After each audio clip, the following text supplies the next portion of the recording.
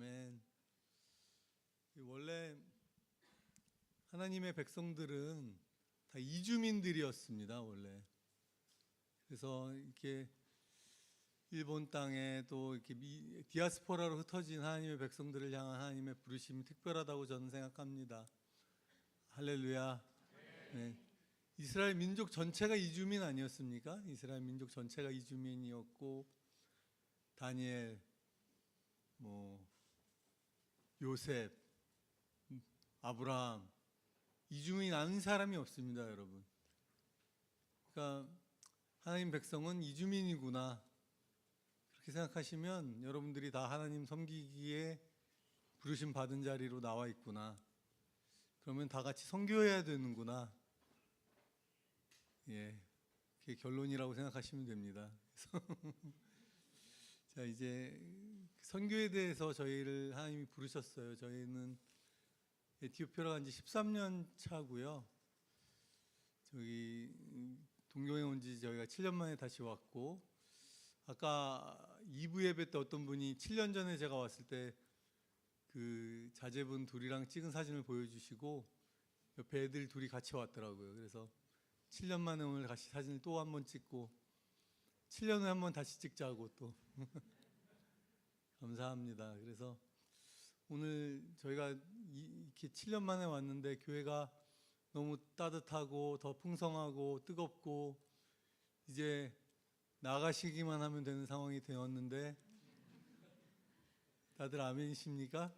네. 어디로 갈지 모르시는 것 같아서 아프리카라고 오시면 되겠다는 생각이 들어서 오늘 말씀 전할 기회를 하나님 주시는 것 같습니다.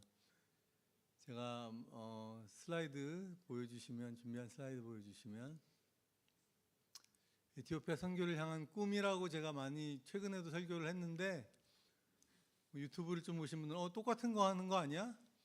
업데이트라고 써 있습니다, 여러분. 제가 계속해서 하나님이 주시는 마음으로 선교에 대한 마음을 계속 정리하고 있고 계속 업데이트가 되고 있습니다. 그래서 오늘 또 새로운 내용이 추가되었으니 기대를 버리지 마시고 들어주시면 좋겠습니다. 하나님이 저에게 주신 선교란 무엇인가, 저의 인생을 통해서, 그리고 지금 우리에게 역사하신 하나님의 현재 주소를 나눌까 합니다. 다음 주십시오. 정말 가슴 뛰고 설레는 말씀 아닙니까? 언제 들어도 하나님의 영이 우리 가운데 부어지셨다. 그랬을 때 장래일을 말하고 꿈을 꾸고 비전을 본다.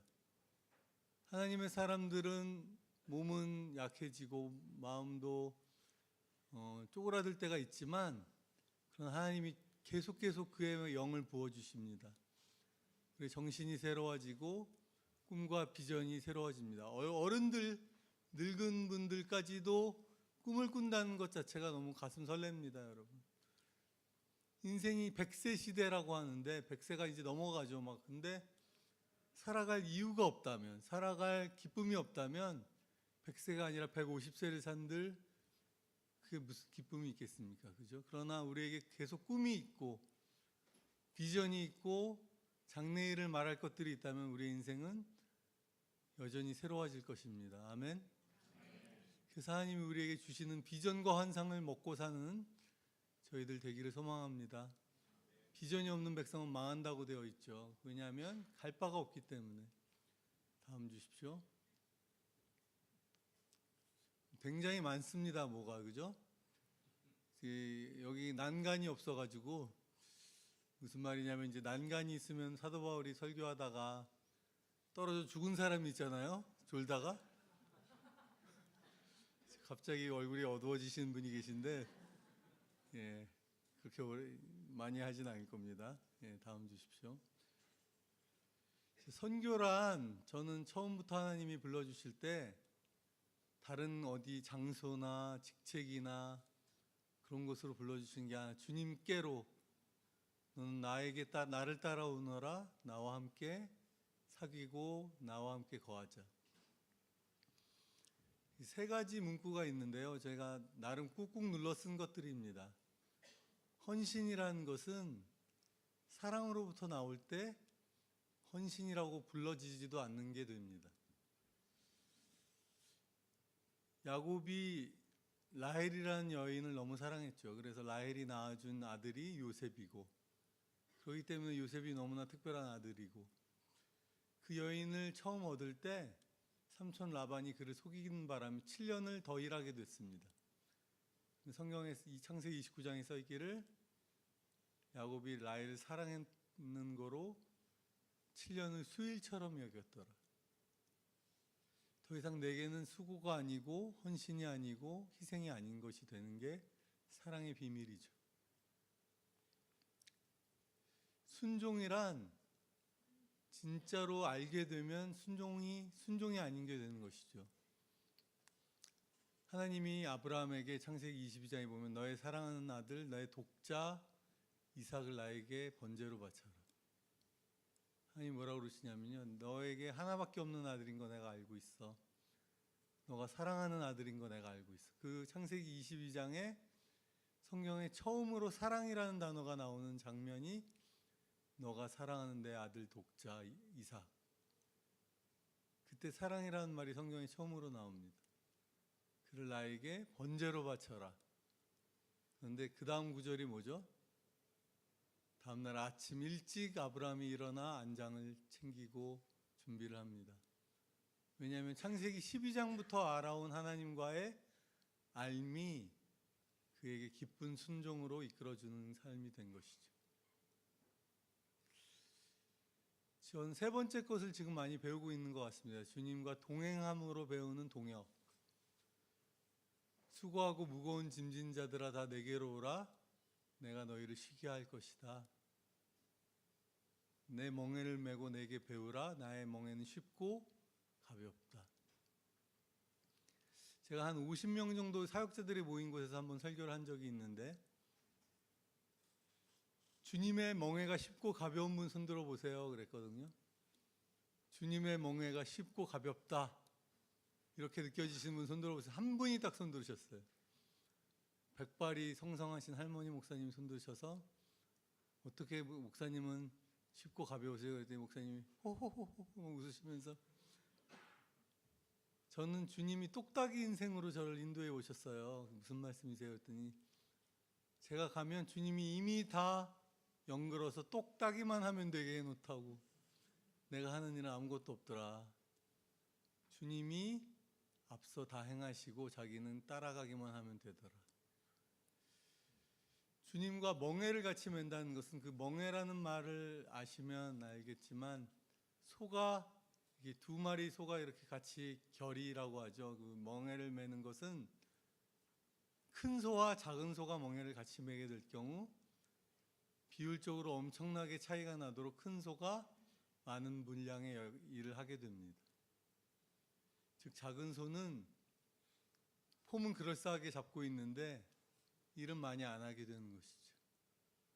그때 주님과 완전히 함께 매야만 하고 주님이 우리의 일을 대부분 짊어지실 때에만 그런 역사가 일어나는 줄로 믿습니다.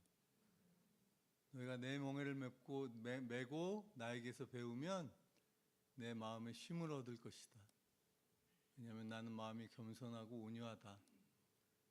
주님과 함께 동역하고 주님이 짊어지시는 사역을 감당하게 되면 쉽고 가벼워진다고 말하고 계십니다.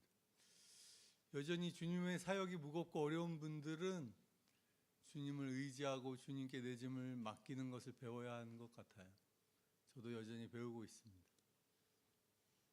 다음 주십시오. 선교에 대해서 하나님이 저에게 첫 번째로 지금도 여전히 말씀하고 가르쳐 주시는 가장 큰 진리는 선교는 전적으로 하나님이 주도하시고 주관하시는 일이라는 것이죠. 사람의 계획과 지혜와 능력과 조직의 힘으로 선교가 되지 않습니다, 여러분. 또 달리 말하면 우리가 아둥바둥하지 않아도 하나님이 이루십니다. 마치 내가 안 하면 다 무너질 것 같이 하는 분들이 계세요. 내가 나오면 사역지가 무너질 거예요. 천만에 가장 큰 착각 중에 하나죠. 내가 없으면 안 돼. 하나님이 하십니다. 그리고 하나님께서 홀로 영광을 받으십니다. 그러나 제가 써놓은 것처럼 그 주권적인 하나님의 계획과 뜻을 구하고 깨닫고 순종하는 자들을 통해서 하나님이 역사하십니다. 하나님은 우리가 없으면 마치 아무것도 안 하실 것처럼 일하십니다. 진짜로. 하나님이 홀로 다 하실 수 있는 하나님이신데도 우리의 헌신과 노력과 수고와 동행이 꼭 필요되는 것처럼 일하시는 거죠. 놀랍게도. 다음 주십시오. 제가 아까 모두에도 말씀드렸지만 하나님의 선교는 성령님의 선교입니다. 또한 제가 아프리카 간 지 13년인데요. 아직도 13살 소년보다도 못한 것 같아요. 제가 그 나라 현실도 여전히 참 어린아이 같이 보고 있고 예전보다 많이 늘었다고 하지만 세상 물정도 잘 모르고 다 죄송하지만 다 사기꾼처럼 보일 때도 있고 우리 에티오피아 형제들이 들으면 도대체 누구를 믿고 누구와 동역을 해야 할지 그럴 때마다 베드로에게 고넬료가 보낸 사람들을 의심하지 말고 따라가라. 저들은 내가 보낸 자다라고 말씀해 주신 하나님의 음성이 제게도 날마다 들리기를 사모하게 됩니다. 성령님의 지혜와 세밀한 인도하심 없이 선교지에서 제대로 된 사역을 한다는 게 저는 불가능하다고 확신합니다. 사실은 근데 선교지뿐만 아니라 목회 현장도 마찬가지일 것 같아요. 목사님 여기 계시지만 주의 사역을 감당하는 자들은 오직 하나님의 영으로만 인도함을 받을 수 있는 줄로 믿습니다. 아멘. 그리고 저희 아이들, 젊은 분들 하나님의 상상력으로 경쟁하고 이겨야 하는 시기가 됐죠. 이미. 왜냐하면 세상 지식은 이미 다 세상은 지식으로 승부하는 세상이 더 이상 아니고 이제 AI가 또 나오면서 더더욱이 우리보다 훨씬 더 정리 잘하고 요약자라는 기계가 벌써 나와서 세상을 뒤덮고 있는데 하나님의 거룩한 상상력과 창의력으로만 살아남을 수 있는 시대를 살고 있는 줄로 믿습니다. 아멘.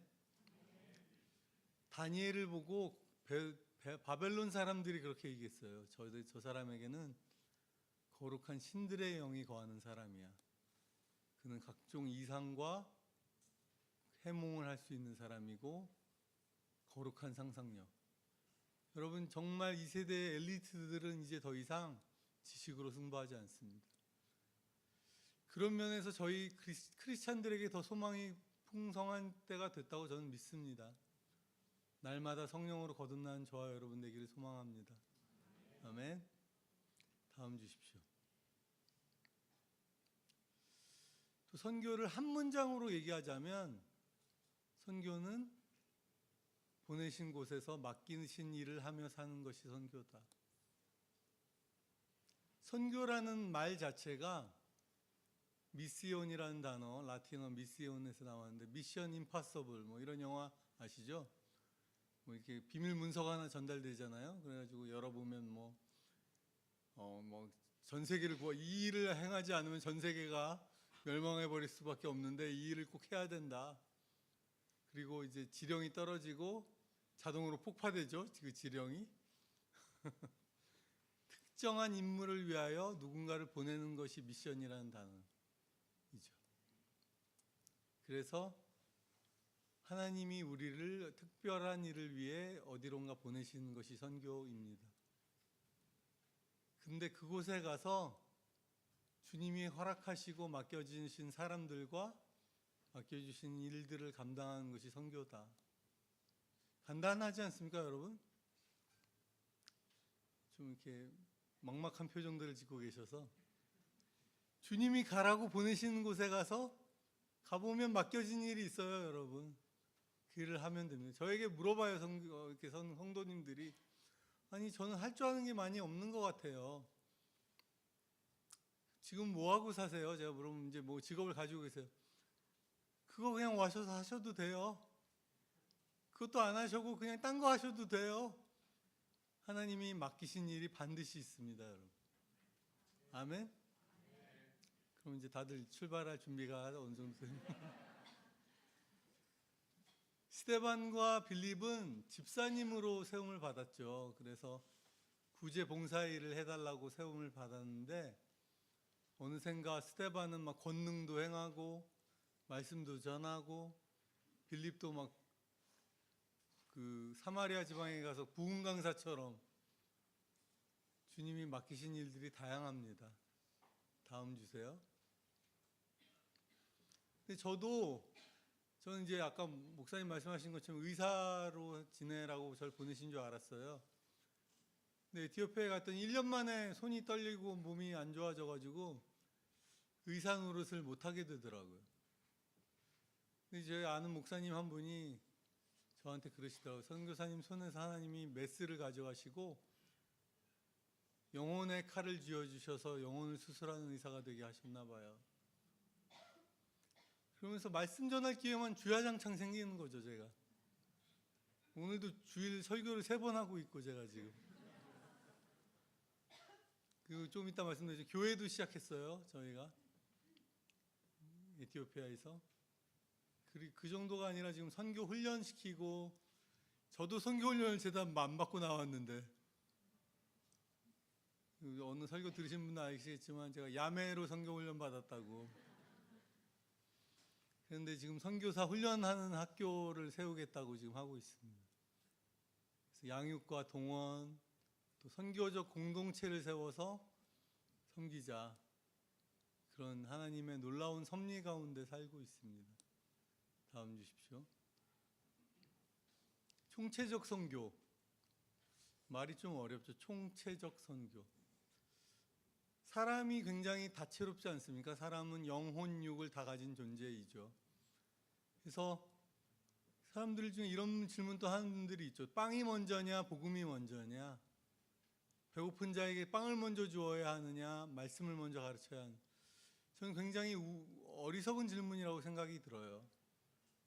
배고픈 자에겐 먼저 빵을 줘야 하는 것이고, 예수님도 복음을 전할 때, 자, 지금부터는 성경 공부하다가 나중에 치유 사역 한번 해보겠습니다. 이제 지금부터 치유 사역하니까 병든 자들 줄 서세요. 이렇게 안 하셨거든요. 가르치시다가 또 배고픈 자들에게 먹이시고, 그 중에 또 아프고 병든 자들, 억눌린 자들 자유케 하시고, 복음은 총체적으로 사람들의 모든 필요를 채울 수 있어야 하는 줄로 믿습니다. 그리고 모든 교회가 선교의 주체인 것이죠. 아무리 제가 선교지에서 날뛰고 그래도 선교가 다 안 이루어지더라고요. 이 성도님들이 다 함께 복음을 들고 세상을 다니셔야 합니다. 여기에 아멘 한번 해주십시오. 아멘. 이제 서울에서도 그렇고 일본에서도 똑같이 이제 세상이 다 서울로 왔고 동경으로 왔고 100개 넘는 민족이 이 땅에 와 있고 전 세계가 다 인터내셔널해져서 우리가 더 이상 갈 필요가 없는 거 아니냐. 그것을 위해 주님께서 일부러 마가복음에 이렇게 말씀하셨어요. 너희는 온 천하에 다니며 만민에게 복음을 전파하라. 마가복음 16장에. 이거 어떻게 이 구절을 핑계댈 수가 없어요.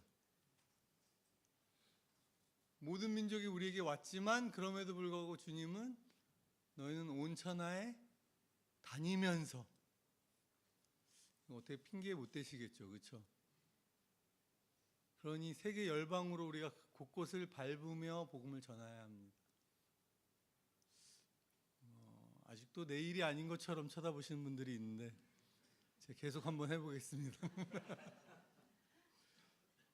세상 모든 다양하고 복잡하고 여러 가지 사고들이 있는 세상에 그 현장에 우리가 직접 가서 그것을 치유하고 품고 복음을 전하라고 주님이 말씀하신 것이죠. 그래서 이 온전한 복음을, 즉 영혼, 육 전부를 커버하는 이 온전한 복음을 모든 성도들이, 모든 교회가 모든 세상에 전하는 것을 총체적 선교라고 얘기합니다. 이게 선교학적인 정의인데요. 간단하게 말씀드리면 그렇습니다. 다음 주십시오. 제가 에티오피아에서 하는 사역 중에 우물 사역도 하고 있습니다, 여러분. 저는 그냥 복음 전하고 가르치고 뭐 의료 사역하고 이런 것만 할 줄 알았지, 제가 무슨 농어촌 사역이나 소위 우물 파는 사역 이런 거는 제 일이 아니라고 생각하고 있었거든요. 2년 전에 저를 불러주셔서 부산에 있는 수영로 교회에 가서 말씀을 전했는데, 설교하고 이제 말씀 집회 끝나고 담임 목사님이 저하고 동백섬 산책을 가자고 하시더라고요. 그래가지고 산책을 갔는데 벤치가 있어서 앉았어요. 앉아서 이런저런 얘기하다가 갑자기 목사님이 핸드폰을 끊으시더니 집사님 한 분에게 전화를 하셨어요. 그분이 우물팀장 집사님이. 그래서 그 부산 말씀으로 집사님 한번 가야겠다고, 에티오피아에. 제가 부산말 흉내 잘 못 내가지고 그랬더니 한 오후 한 3시쯤 됐는데 집사님 분명히 졸다 받으신 목소리. 목사님 막 이렇게 가야죠. 그리고 3주 만에 오셨어요, 에티오피아를. 그리고 그게 재작년이고 작년에 4번 오셨어요, 에티오피아를. 부산 분들은 거의 불도저 같더라고요, 불도저. 그래가지고 제가 처음에 오셨을 때 제가 아는 다른 지방에서 사역하시는 선교사님이 우물 필요가 있으신 선교사님 소개해드리겠다고 나이스하게 소개시켜드리고 빠지려고 했는데, 아닙니다. 선교사님 하시는 사역지에서 해야 됩니다. 그래가지고 저희랑 합력하는 교단의 사역지에서 우물을 파게 되셔가지고 저희가 안 쫓아다닐 수가 없는 거예요, 그 일을. 그래서 지금까지 우물을 4개를 팠어요, 1년 사이에. 그러니 우물 사역을 쫓아다니고 그 우물을 완공하고, 저 완공 사진을 영상을 찍어서 교회 가져갔는데, 그 영상을 보시던 분 중에 한 분이 오래전부터 학교를 하고 싶어 하시던 분이 계셨어요. 근데 다른 영상을 보여주셨을 때는 여긴 아니라고, 내가 꿈에서 본 아이들이 이 아이들이 아니라고. 근데 우리 그 동네를 보시고 그분이 이 아이들이라고. 그래서 그 다음 슬라이드 보여주시면 그 우물 옆에서 학교를 또 짓게 됐어요. 그러니까 저희가 얼마나 자주 가야 되겠어요. 또 학교까지 짓게 돼가지고 지금 담장을 쳐야 되는데 저 학교에. 그러고 있고, 다음 슬라이드 주십시오. 저건 상상도입니다. 저희가 열심히 만든 슬라이드인데, 완전히 99% 무슬림 지역이거든요, 저희가. 근데 교회만 덩그러니 있었어요, 원래. 이제 슬라이드를 아주 착착 띄워주십니다.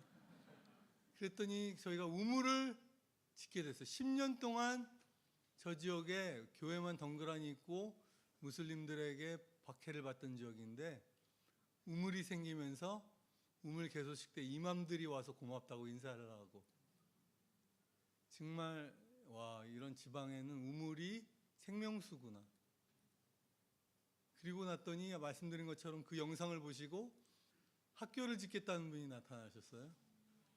우물과 학교가 들어서고 나니까 거기 수영로 교회에서 여름에 의료 단기팀이 와가지고 의료 사역을 하고 가셨어요. 그랬더니 오륜교회에서 만든 학교에서 영어로 가르치는 성경교재를 또 무료로 저에게 주셨어요. 그리고 났더니 학교와 우물과 이런 것을 가지고 보건위생교육을 하겠다는 기독교 NGO가 나타나셨어요. 저 모든 지역적인, 모든 총체적인 복음사역에 저희가 요청한 게 한 개도 없어요, 처음부터. 이게 하나님의 사역이 아니면 뭐겠습니까? 그리고 저희가 늘 꿈꾸고 말하던 총체적 선교인 거예요. 하나님께 제가 투덜투덜 했거든요. 하나님, 제가 지금 이 선교 훈련이랑 이런 것도 바쁜데, 교회도 하는데, 너가 맨날 총체적 선교라며. 제 마음에 하나님이 주시는 마음이, 네가 말로만 맨날 총체적 선교하면 어떡하니? 네가 진짜로 총체적 선교를 살아야지. 근데 정말 저 되어진 것들을 보니까 너무 감사하고, 저 마을에 정부 관계자들이 히잡을 쓴, 그러니까 무슬림이죠. 정부 관계자들이 저희에게 와서 인사하고, 그런 게 정말 복음의 능력이구나. 할렐루야. 이게 하나님이 하고 계신 일입니다. 다음 주십시오. 또 선교의 화두는 사람에게 가는 게 선교다. 여러분, 사마리아 지방에서 복음을 전하고 있던 빌립에게 하나님의 천사가 나타나서 너는 남쪽 가자 지구로 가자로 내려가라. 거기는 광야길이다. 말이 됩니까, 하나님? 여기 부흥이 일어나가지고 교회가 엄청나게 부흥하고 있는데 지금 그 부흥 강사, 부흥의 주인공을 데리고 사막으로 가라니요. 그래서 그 다음 구절이 뭔지 아세요? 근데 성경에 일어나 내려가 보니 빌립 집사의 완전한 순종을 볼 수 있습니다. 거기 갔더니 누가 있죠? 거기에 에티오피아 네시라고 되어 있어요. 근데 사실은 왕의 국고를 맡은 자라고 되어 있죠. 그는 재경부 장관 같은 사람이었던 거죠. 비록 네시일진 몰라도. 근데 그는 성경을 읽고 있었는데 깨닫지 못하고 있었어요. 이사야 말씀을 읽고 있었는데. 근데 주의 성령께서 또 빌립에게 한 번 더 말씀하십니다. 마차로 가까이 다가가라. 그 다음 성경 구절이 뭔지 아세요, 여러분? 달려가 보니 빌립이. 성경에 마차로 가까이 달려가라라고 안 하셨어요. 근데 빌립이 알아서 자동으로 달려갔어요, 여러분. 여러분, 하나님 말씀하실 때 달려갈 수 있는 저와 여러분 되길 원합니다. 좀 졸리신 분들은 일어서셔도 될 것 같아요. 한 바퀴 달리셔도. 생각해 보세요. 왕의 국고를 맡은 장관 정도 되는 사람에게 약속도 안 한 사람이 마차로 뛰어온다고 생각해 보십시오. 죽을 수도 있는 일 아닙니까, 여러분? 그런데 빌립은 하나님 말씀을 듣고 달려갔어요. 그랬더니 그 네시가 성경을 읽고 있는 거예요. 지금 읽고 있는 걸 깨닫습니까? 그랬더니 그 네시의 말이 뭔지 아세요, 여러분? 지도해 주는 사람이 없는데 내가 어찌 깨달으리. 우리 인생이 다 그렇지 않습니까? 내게 지도해 주는 사람이 없는데 내가 어찌 그 길을 깨닫겠습니까? 그럴 때 성경을 가르쳐 주는 것이 선교입니다. 하나님의 길을 몰라 목마르고 사막의 길을 걸어가고 있는 아무리 잘난 장관 같은 사람이라도 주의 말씀을 깨닫지 못하는 사람에게 말씀을 풀어주는 그 역할을 하는 것이 하나님의 사람의 역할이고 선교의 기쁨이죠. 수많은 무리를 떠나 광야에서 한 명을 만나는 것이 선교입니다. 그 기쁨을 아십니까? 그래서 그는 잠시 인생의 정말 짧은 시간을 그 네시와 동행하죠. 그러나 그 인생이 변화하여 하나님을 믿게 됩니다. 그렇게 사람을 찾아가는 것이 선교인 것입니다. 저는 방글라데시에서 아까 말씀하신 것처럼 3년간 지냈는데요. 거기서 되게 파워풀하게 사역하시는 현지인 목사님을 알게 됐어요. 근데 그 목사님이 본인이 이슬람 개종해서 예수님 믿게 되신 분인데 자기를 예수 믿게 하신 선교사님이 28년 동안 제자 2명을 키우고 떠나셨대요. 방글라데시에 28년간 사역을 하셨는데 자기와 또 다른 한 명을 키우시느라 28년을 쓰셨다는 거죠. 여러분, 28년 동안 2명을 전도했으면 이게 성공한 사역자입니까? 목사님 어떻게 생각하세요? 28년간 사역. 아멘, 할렐루야. 저는 상상이 돼요. 그분이 기도 편지를 보낼 거 아니에요? 막 한 10년 지났는데 오늘도 A와 B와 성경 공부했습니다. A는 아직 믿음이 부족한 것 같습니다. 여러분 기도해 주십시오. B는 이제야 조금 말을 알아듣습니다. 또 또 한 10년쯤 지나서 이들이 더 신실한 종이 되게 해주십시오. 그렇게 사역을 하는 거죠. 제가 에티오피아에서 친하게 지내는 미국인 선교사님이 있는데 그분이 17년 뭐 이 정도 되셨어요. 에티오피아에 사역하신 지 18년. 근데 저희가 가까이서 늘 지냈는데 15년 될 때까지도 열매가 하나도 없으셨어요. 맨날 나는 뭐 하고 있는지 모르겠다. 하라르라고 진짜 완전 무슬림 지역에서 사역을 하셨거든요. 내 사역을 하나님이 쓰시는지 나 모르겠다. 15년까지.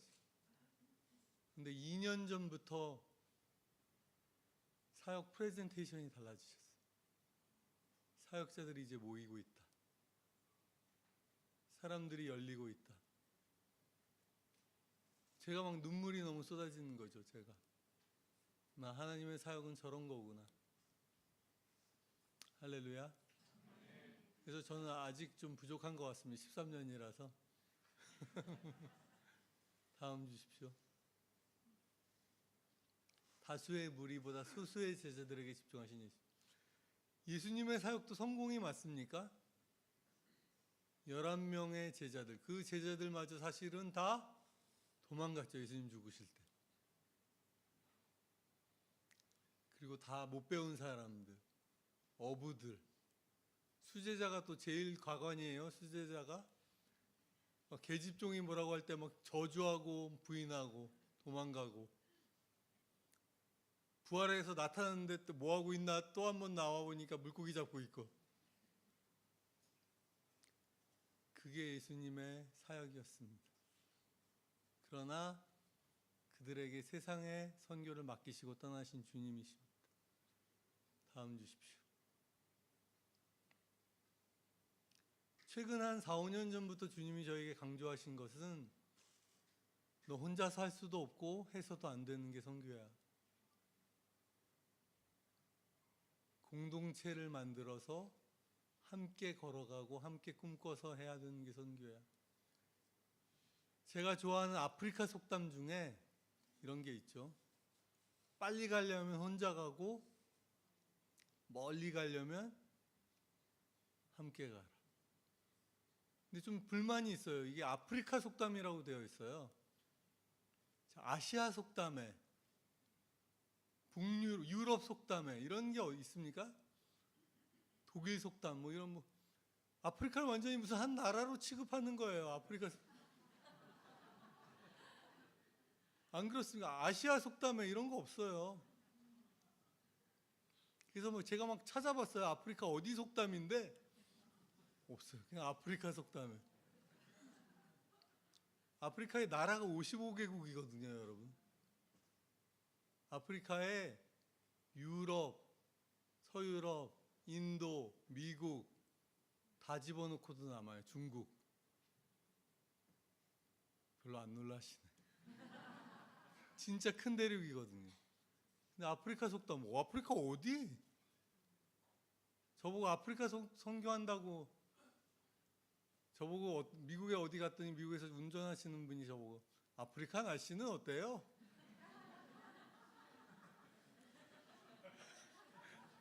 집사님, 미국 날씨가 어때요? 아이고, 미국이 얼마나 큰데 미국 날씨라고 부르면 안 되죠. 그러세요? 미국보다 아프리카가 훨씬 크거든요. 그러니까 얼마나 안타깝습니까? 그죠? 아무튼 선교란 하나님의 사람들을 모아야 하는 것이다. 혼자 갈 수 없는 하나님의 길인 것이죠. 선교적 공동체를 통해서 선교적 공동체를 세워가야 하는 것이다.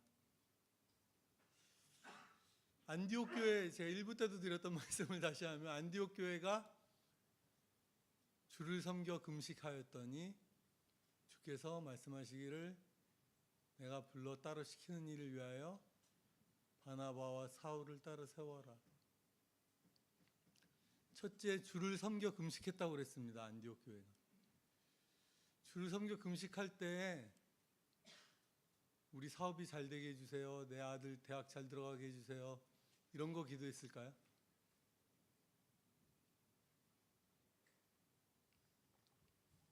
여러분들 어떤 걸로 금식해 보셨어요? 제가 상상해 볼 때 안디옥 하나님 우리가 어떻게 하나님 기쁘게 해드릴까요? 하나님이 열망하시는 일을 우리가 어떻게 할 수 있을까요?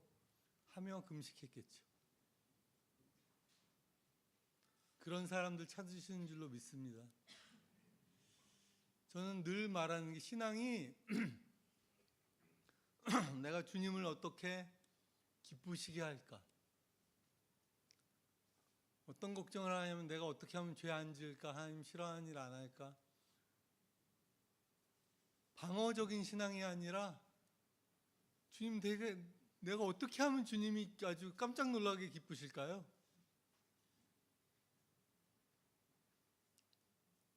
그런 기도 해보셨어요, 여러분? 주님을 내가 놀래키는 신앙을 좀 가지고 싶습니다. 어이구 깜짝이야. 이런 걸 가지고 나를 찾아오다니 이렇게 기특할 수가. 그런 사람이 누구였냐면 솔로몬 1000번째. 다니엘은 그 뜻을 정하여 왕의 진미로 자기의 몸을 더럽히지 않겠다고 하나님 앞에 뜻을 정하였어요. 그렇죠?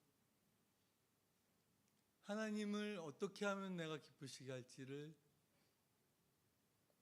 고민하고 금식 기도했던 안디옥 교회를 보시고 주님이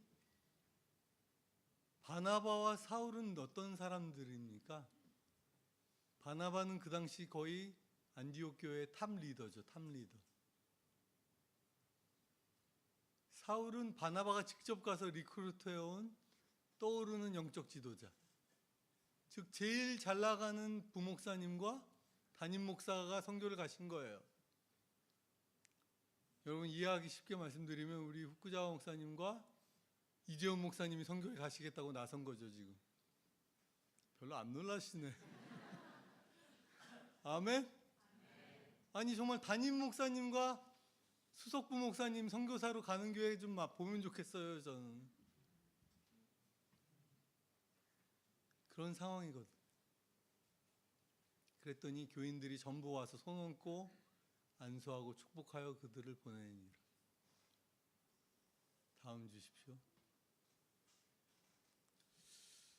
저희들에게 물어봐요 사람들이. 왜 에티오피아로 가셨어요? 에티오피아에 뭐가 있으세요? 제가 단연코 말하지만 저는 하늘에서 뭐 아프리카가 떨어졌다든지 이자가 막 떠오르면서 에티오피아로 바뀌었다든지 이런 거 하나도 없었어요. 그저 저희가 가려고 할 때 거기서 할 수 있는 일을 제가 잘할 수 있는 일이 있었고 이 일을 하는 자가 필요하다고 말씀 주셔서 정부기관 통해서 나갔는데 수석으로 합격해서 나갔습니다. 왜냐하면 지원자가 저밖에 없어가지고. 하나님의 일에 항상 수석이 되실 수 있어요. 비결은 몇 번이나 지원자가 없어서 막 공고가 새로 나던 지역이었거든요. 근데 제가 이제 선교지를 많이 못 나가고 계속 이제 나갈 곳을 찾고 있었기 때문에 저희 아내가 막 지쳐가지고 이제 언제 나가냐고 도대체. 이제 하루는 기도가 막 잘 돼가지고 기도하는데 하나님 막 보내달라고 제가 막 울부짖으며 기도하다가 갑자기 울음도 뚝 그치고 하나님이 내 기도 다 들어주신 것 같다는 마음이 다 들어가지고 집에 와서 저희 아내에게 이제 하나님 내 기도 다 들으신 것 같아. 나갈 때가 다 된 것 같아. 저희 아내가 그래요 이제 진짜 어디든 갑시다. 아프리카만 빼고. 왜냐면 저희 방글라데시도 살아봤고 저희 아내는 사우디에서 살았고 어렸을 때 저희가 뭐 유학도 하고 뭐 미국에서 저희 아내 뭐 그러니까 이제 웬만한 데 가면 못 살겠나. 유일하게 안 가본 데가 아프리카죠. 그래서 말을 잘 하셔야 됩니다. 일본만 빼고 했으면 제가 여기 와 있어 사역하고 할지도 모르는데 어쨌든 그 얘기밖에 한 게 없어요. 제가 에티오피아에 대해서 아는 것도 아무것도 없이 갔었습니다. 미국에 막 영적 대각성 부흥운동이 일어났을 때 그들의 캐치프레이즈가 뭐였냐면 All should go, let's go to all. 우리 모두가 가야 한다. 모두에게로 가자. 여러분, 가릴 게 없습니다. 찬밥, 더운 밥 다 가릴 게 없고요. 누구 하나 빼먹을 수가 없어요. 여러분 다 같이 가셔야 됩니다. 할렐루야. 오순절 다락방 원칙이 뭔지 아십니까? 오순절 다락방 원칙? 오순절 날 그날 거기에 있었던 사람들이 성령 안 받은 사람 없이 다 받았어요. 각 사람의 머리 위에 불이 하나씩 다 떨어졌어요. 전 늘 기도해요. 오순절 다락방의 역사가 오늘 여기에 일어나게 해주십시오. 그러면 졸고 계시던 뭐 꿈꾸고 계시던 뭐 하시던 다 불 받고 성령의 기름 부음 받는 거죠. 거기가 끝이 아니고 다 가야 하는 거죠. 할렐루야. 필요가 있는 곳이라면 어디든지, 그리고 주님이 함께 하신다면 어디든지. 제가 대학생 때 처음 하나님 음성을 들었을 때 저에게 주님이 너가 내가 원하는 곳에 갈 수 있겠느냐라고 물어보셨어요. 제가 뭐라고 대답했냐면요, 지금도 그 대답을 하면 너무 좋겠다. 거의 100점에 가까운 답을 했다고 느껴져요. 주님이 함께 하시면 어디든 갈 수 있을 것 같습니다. 아멘 아닙니까 진짜 여러분? 주님이 나와 함께 하시면 어디든 갈 수 있을 것 같습니다. 지금도 그 마음 주시는 게 감사해요. 제가 마른 뼈다귀 같은 몸을 가질지라도 주님이 함께 하시면 갈 수 있을 것 같습니다. 그게 주님이 아무 말씀 없으시더라고요. 나중에 깨달았는데 답을 잘 하시잖아요. 그러면 주님 아무 말 안 해요. 더 이상 그냥 패스. 다음 주십시오. 자, 에티오피아 한장 요약 정리. 이런 거 잘하는 사람들이 원래 공부 잘하는 사람들입니다. 제가 공부 잘했다는 얘기 하는 거예요 지금. 남한의 13배 크기, 한반도의 5.5배, 엄청 큰 나라죠. 한국에서 직항이 있습니다. 그 직항 에티오피아 항공이 나리타까지 옵니다, 여러분. 한국을 찍고 나리타에 옵니다. 그러니 여기서 에티오피아 항공을 타시면 한국에서 잠시 쉬셨다가 고국 한번 보시고 에티오피아 오시면 됩니다. 이제 오시기 방법까지 알려드렸습니다. 인구가 1억 3천만. 더 놀라운 사실은 인구의 7, 80%가 30세 미만. 이 젊은 대륙 아프리카. 얼마나 놀랍습니까, 여러분? 에티오피아에 대해서 기억하실 만한 게 아프리카 50몇 개국의 나라 중에 한 번도 식민지가 되지 않은 유일한 나라. 그리고 고유의 언어와 문자가 있는 유일한 나라. 그리고 기원전부터 제국을 형성한 2개 나라 중에 하나. 또 하나가 어딜까요? 그 유명한 이집트. 그래서 성경에 이집트와 에티오피아가 많이 나옵니다. 그 당시에 아프리카에서 유일하게 문명이라고 말할 나라가 이집트와 에티오피아밖에 없는 거죠. 얼마나 자부심이 강했겠어요. 그죠? 6.25 때 우리나라 참정국 엄청나게 잘 도와준 나라. 1부 때 말씀을 안 드렸어요. 얼마나 잘 도와줬냐면요, 6천여 명의 지상군이 우리나라에 와서 180 몇 전, 180 몇 승, 0패 전승의 무적 에티오피아 군대. 제일 놀라운 전쟁 기록이 뭔지 아세요? 이티오피아 군인 포로자 0명. 죽도록 싸운 거죠, 우리나라를 위하여. 진짜 혈맹이에요, 혈맹. 아프리카의 나라들을 가보시면 한국을 잘 모르는 나라들이 되게 많아요. 근데 에티오피아에 가서 내가 한국에서 왔다 그러면 브라더. 진짜로 터키처럼 그래요. 우리나라 사람들 내가 왜 너 브라더야? 너랑 나랑 얼굴 색깔부터가 이렇게 다. 그러시면 안 되고요. 저는 가면 아예 이러죠. 그분들에게 이제 설교할 때도 I'm sorry, I'm not your friend. I'm your brother. 좋지 않습니까, 여러분? 할렐루야. 특히 피를 나는 브라더. 정말 이티오피아 군인들이 우리나라에 와서 피 흘려 싸워주신 나라입니다. 그 역사적 배경이 있는데 그것까지 다 말씀드리기는 어렵고, 지금 기독교 인구가 15%, 20%. 1억 3천만에 15%만 해도 거의 2천만 기독교인이 있어요. 할렐루야. 주님이 이렇게 부흥을 시켜주셨어요. 이슬람도 근데 40%. 그러면 5천만 명이 넘는 무슬림이 있는 거죠. 다음 슬라이드 주십시오. 또 다른 것들도 설명하기 많지만 이게 지도인데요. 저기 코뿔소의 뿔처럼 생겼다고 그래서 혼 오브 아프리카라고 불리우는 아프리카의 뿔의 한가운데에 있습니다. 에티오피아가. 둘러싸고 있는 나라들을 한번 보세요. 소말리아. 벌써 많이 들어보셨죠? 그 위로 지부티, DJ 이렇게 써 있는 게 프랑스 영웅이었던 지부티라는 나라고요. 그 위에 에리트리아라고 써 있어요. ETR. 그 나라가 바다를 끼고 있는. 에리트리아는 잘 모르시겠지만 이슬람 군부 독재가 다스려서 북한보다도 더 북한 같다는 별명을 갖고 있는 나라예요. 왼쪽으로 보시면 수단, 남수단.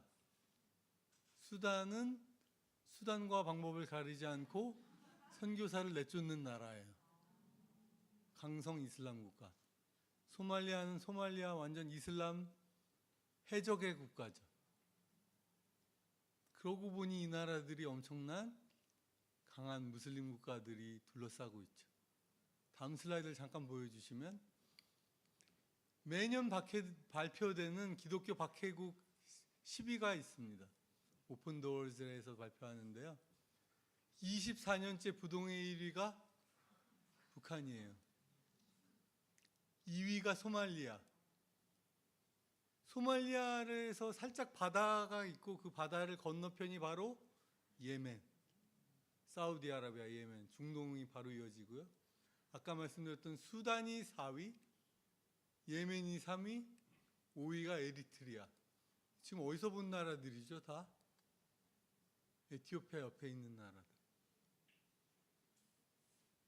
세계에서 북한처럼 입국조차 하기 어렵고 기독교 전파가 가장 힘든 나라들의 집합체가 다 어디에 있나요?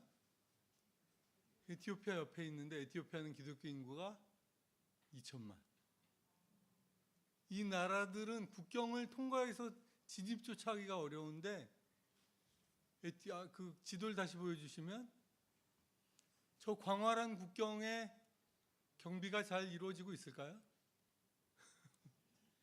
여기가 에티오피아에 있는지 소말리아에 있는지 몇 천 년 전부터 난 여기에 살아왔는데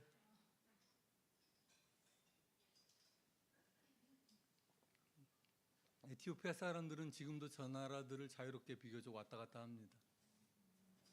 근데 저 같은 한국인 사람이 들어가면 바로 감시 대상이 됐다가 조금이라도 이상한 행동을 하면 수단과 방법을 가리지 않고 내쫓는 거죠. 그러니 이 나라에 누가 복음을 전해야겠습니까, 여러분? 어려운 질문을 드렸는데.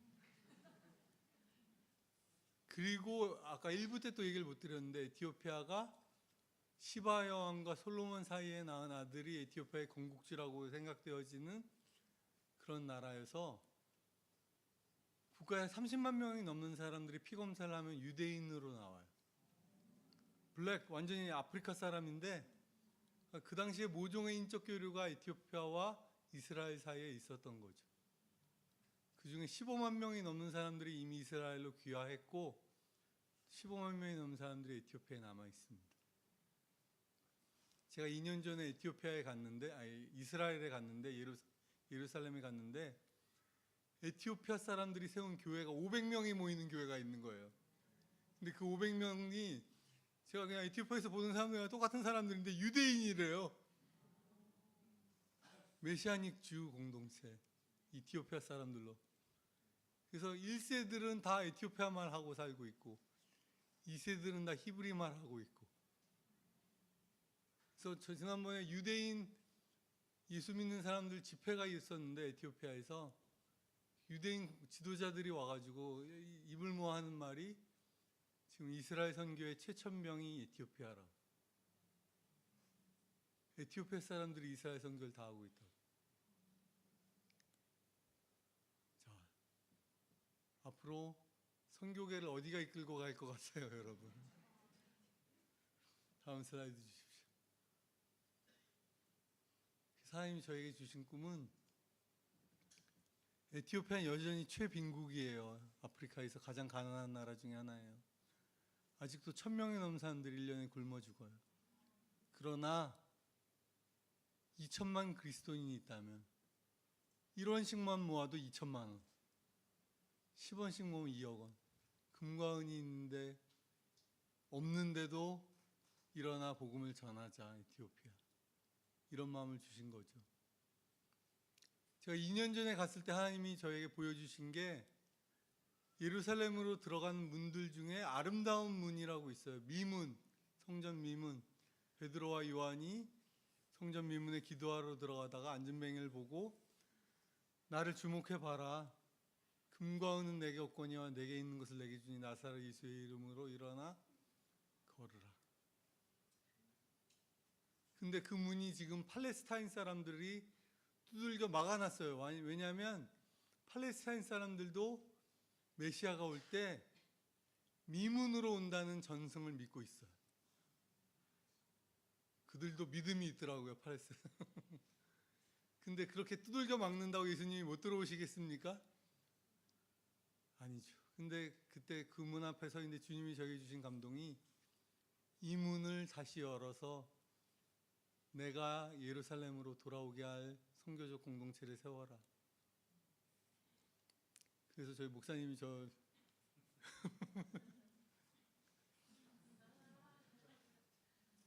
저희 교회 이름이 그래서 Beautiful Gate Community Church. 작년 1월에 창립했습니다. 제가 교회까지 하게 됐어요. 교회까지.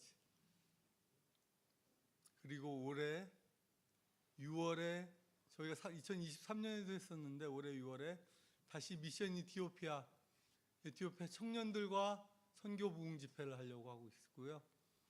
올해 9월부터 드디어 글로벌 미션 트레이닝 스쿨이라고 해서 해외 선교사 양성학교를 통해 해외 선교사를 훈련 파송하려고 하고 있습니다. 올해가 원년과 같은 첫 해예요. 할렐루야. 저는 너무 감사하고 가슴 뛰고. 다음 슬라이드 주십시오. 다음 주십시오. 또 넘겨주십시오. 저희가 선교단체도 세웠어요. 거기서 별거 다 하죠. 교회도 하고 우물도 파고 학교도 짓고. 선교단체는 페이스 미션, 제가 페이스 미션이라고 하자고 저희 동역자들한테 얘기했더니 한 분이 페이스도 좋은데 믿음도 좋은데 페이스가 어때요? 그 무슨 말이에요? 그랬더니 페이스메이커. 우리가 주인공이 될 필요가 없는 거죠. 우리는 그저 같이 뛰어주고 보조를 맞춰서 힘내 응원해주고 도와주는 사람. 그 말을 딱 듣는데 하나님이 마음에 주신 마음이 페이스가 페이스야. 우리 함께 걸어가는 거죠. 속 터져요. 답답해요. 아프리카 느려요. 제가 13년째 이제 시작하고 있어요. 그러나 하나님의 때가 된 것 같아요. 아멘. 동경 온누리교회도 때가 되어간 것 같아요. 할렐루야. 자, 나리타 공항 말씀드렸죠? 네. 다음 주십시오. 저희는 선교, 동원, 훈련, 예배, 중보기도. 왜냐하면 금과 은을 사람들이 너무 좋아해요. 여전히. 물론 아프리카만 좋아합니까? 세계 다 좋아하지만 가난하다 보니까 하나님 믿어서 잘 살게 되길 원해요. 사람들이. 그러나 하나님을 향한 진정한 예배자가 되자. 참된 예배를 배우자. 그리고 아프리카의 종족 간의 갈등, 나라 간의 분열을 치유하는 유일한 길이 중보기도라고 믿습니다. 아멘. 다음 주십시오. 그래서 2023년에 했었고요. 저희가 너무 놀라운 것은 그때도 여권도 한 번도 만들어 본 적이 없고 해외여행 꿈도 꾸지 못했던 이들을 가운데 하나님이 놀랍게도 열방에 대한 마음을 부어준 청년들이 있더라고요. 선교하고 싶어서 막 마음이 뜨거운 청년들이 아프리카에 있어요. 여러분 다음 주십시오. 한 150명 모여서 같이 집회를 했어요. 다음 주십시오. 올해는 약 250명 정도, 300명 정도 모아서 집회할 수 있기를 바라고 있고요. 감사하게 그 집회 주간에 서빙고 온누리에서 15명들의 청년부 아우리치 팀이 와요. 한국 청년들이 같이 집회를 하게 됐어요. 동경에서도 집회를 위해 오셔도 되고 다음 주십시오. 이렇게 뜨겁게 헌신한 청년들이 있었어요. 다음 주십시오. 저희 교회 멋있죠? 또 저렇게 해놓고 나니까 이제 한 30명 정도 모입니다. 저희 교회 다 젊은 분들. 다음 주십시오. 그래서 예수님의 임재 가운데로 나아가자. 그리고 복음을 만나 안진뱅이 같은 우리의 인생이 변화되는 공동체가 되자. 주님의 다시 오심을 위해 쓰임받는 선교 공동체가 되자는 마음으로 저희 교회를 세웠습니다. 다음 주십시오. 그래서 예배, 기도, 선교 동원과 훈련. 다음 주십시오. 저 슬라이드는 제가 만든 게 아니라 저희 아내가 만든 건데요. 보셔서 아시겠지만 저는 비저너리 일 던지고요. 그 모든 체계와 수습을 누가 할까요? 네, 할렐루야. 다음 주십시오. 자, 마지막 슬라이드입니다. 전 요한복음 4장을 좋아하는데요. 거기 보면 우물가의 여인이 나옵니다. 사마리아 우물가의 여인. 그녀는 평생 목말라서 남자들을 찾아다니고 자신의 인생의 목마름 때문에 그렇지만 부끄러움도 알아서 낮 12시에 물기르러 우물가에 나갔던 여인이죠. 근데 그 여인이 예수님을 만나자 그 물동이가 던져져 버리고 마을로 뛰어들어가 내가 만난 예수를 와서 만나보라. 전 요한복음 4장에서 제일 좋아하는 장면이 그 던져져 버려진 물동이. 인생의 해답을 찾은 거죠. 그 여인은. 놀랍게도 그 여인에게는 메시아를 향한 목마름이 있었죠. 가장 세속적이고 가장 손가락질 받던 여인이었지만 그 여인도 메시아를 기다리고 있었습니다. 우리 모든 인생을 주님이 그렇게 쓰실 수 있으신 줄로 믿습니다. 아멘. 그래서 고린도전서 1장 27절에서 29절을 보시면 바울이 5가지 것들을 말해요. 진짜 영어로도 보면 things예요. things. 하나님이 5가지 것들을 택하사 세상 사람들을 부끄럽게 한다. 5가지 것들이 뭐냐면 미련한 것들, 천한 것들, 약한 것들, 멸시받는 것들. 5번째 제가 제일 좋아하거든요. 없는 것들. 없는 것들을 택하사 있는 것들을 부끄럽게 하신다. 왜냐하면 하나님 앞에서 아무도 자랑치 못하게 하려 합니다. 여러분 혹시 약하십니까? 주님이 택하신 분이십니다. 할렐루야. 우리의 연약함을 들어 가난한 사람들을 통해 세상에 힘있고 강한 자들을 부끄럽게 하신 하나님을 믿습니다. 저는 에티오피아에서 반드시 선교가 일어나면 좋겠다라고 생각하는 이유가 이분들이 너무 없어요. 가진 것도 없고 배운 것도 없고 꿈과 희망이 없는 분들도 많고 하나님 이분들에게 영광을 받으십시오. 이 아프리카의 성도들을 일으켜서 좀 부자 나라 성도들을 부끄럽게 하십시오. 주님. 예수만 빼고 모든 것을 다 가진 이자들을 부끄럽게 하십시오. 주님. 내게는 아무것도 없지만 예수를 가졌다고 일어난 자들을 세워주십시오. 이분들을 통하여 세상을 뒤집어 주십시오. 이분들을 향해 격려와 사랑과 섬김으로 함께 도와주십시오. 여러분 함께 하시고 기도해 주시고 격려해 주시고 사랑해 주시고 무엇보다 하나님의 선교에 함께 동참하는 저 여러분 되길 원합니다. 같이 한번 기도하겠습니다.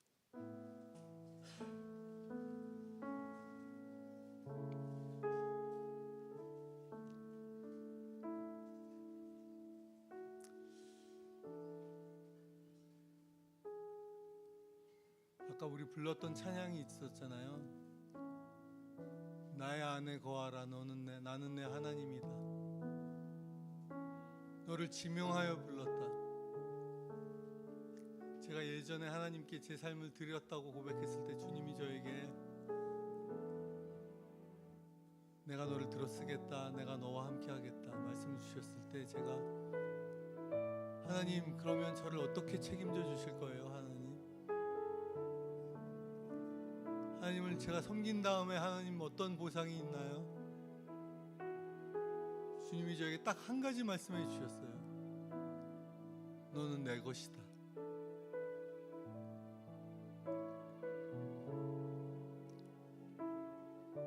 그 한마디에 저는 더 이상 할 말이 없더라고요.